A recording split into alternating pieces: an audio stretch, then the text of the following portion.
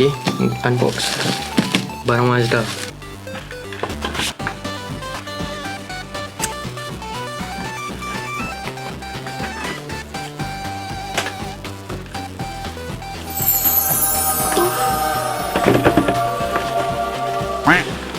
Lampu je.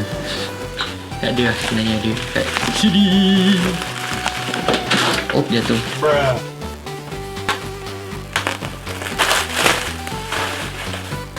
So ni dia. Kenapa benda ni agak rare? Steering ni dia asal daripada kereta RX-7 ataupun Miata kalau tak silap lah. Nadi Torino. Masa dia hantar memang condition memang ngam. Bila sampai kat aku nak ada patah. Tapi aku rasa still repairable. Dia ada dua lah. Satu retak dan satu lagi skru tak cukup satu. Sebab tu dia longgam. Skru ni aku rasa bukan masalah besar lah. Sebab nanti kalau dah pakai kereta lama, aku just pakai balik je lah skru yang kat kereta lama aku tu kan. And barang lain Mazda yang aku nak selitkan sekali alang-alang. Sekejap aku tak ada mic wireless. Ni salah satu dia. Ini korang ada nampak kan sen retak pecah tu kan.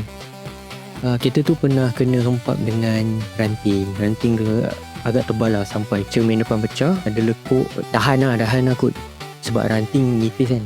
So ni barang dia satu.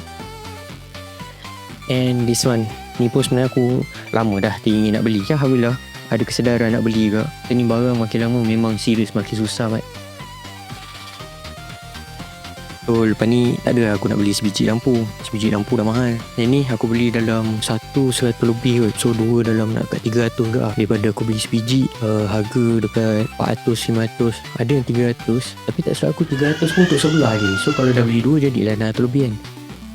Pasal aku ada juga barang lain dalam kereta. Buat masa sekarang kereta aku sebenarnya kat dalam workshop. Dari Januari hari tu aku hantar. And aku minta tolong dia check lah sebab ada problem timing, throttle problem. Lepas tu meter pun ada isu. Apa lagi isu yang ada aku tak sure. So komen tu tengah check. So tu je untuk video kali ni. InsyaAllah aku akan sambung. Aku akan usahakan cuba dalam sebulan ada banyak video. Tapi buat masa ni sebab kereta pun tak ada. So aku nak buat konten apa pun aku tak tahu. Apapun kalau korang ada idea atau recommendation, korang DM aku. Ada nak collab apa kan.